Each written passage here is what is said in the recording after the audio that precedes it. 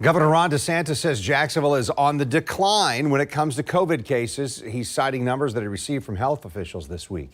The governor talked about those cases at the Jacksonville Sheriff's Office, where he presented first responders with $1,000 checks for their roles throughout the pandemic. Nearly 200,000 officers, firefighters, EMTs, and paramedics around the state will receive that $1,000 bonus.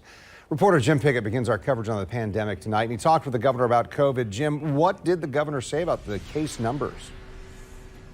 Well, what he was citing were statistics that he says show that this current surge could be subsiding, though we are still seeing numbers of COVID cases increase here in Jacksonville. The governor was basically saying that this current wave, as we had mentioned, could be coming down somewhat, though he does say we could see another surge in the future.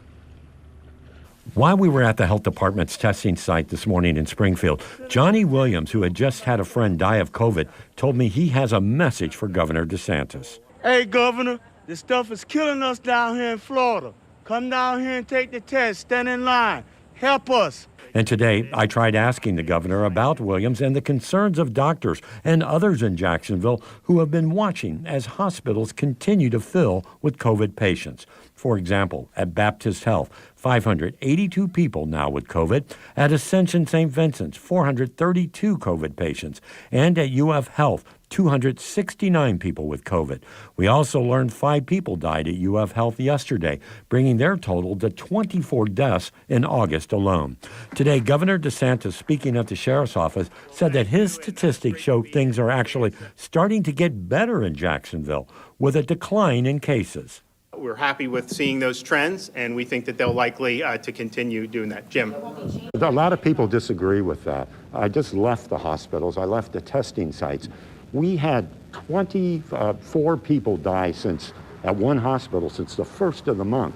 Doctors are telling me it is only getting worse here, and I'm hearing that from a number of people. And they say when they say that they are lambasted because they're telling people that. No, well, look, I think the hospital. So these indicators I just talked about, 7-day average cases, COVID-like illness, ED visits, RT value, those are leading indicators that will later be reflected in the hospital census. And so if you have a decline in ED visits or cases, you're not necessarily going to see an immediate decline in the hospital census. It usually takes about 7 to 10 days.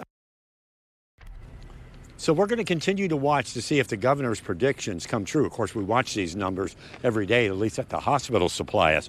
Also today, we're getting some information on testing sites. The city council right now is taking up a matter that would increase the number of testing sites in the city. About $4 million of federal money will be used to do that. The city is going to add 3 sites plus add 2 additional sites with the health department, making a total of 5 new sites.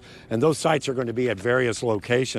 At the Lane Wiley Senior Center on the west side, the Clanzo Brown Community Center off Moncrief, the Emmett Reed Community Center near Durkeeville, the Cuba Hunter Community Center, that's on the south side, and also the former Kmart in Neptune Beach. And we're told that these sites could possibly open up as early as next week. For now, we're live on the South Bank. Jim Pickett, Channel 4, the local station.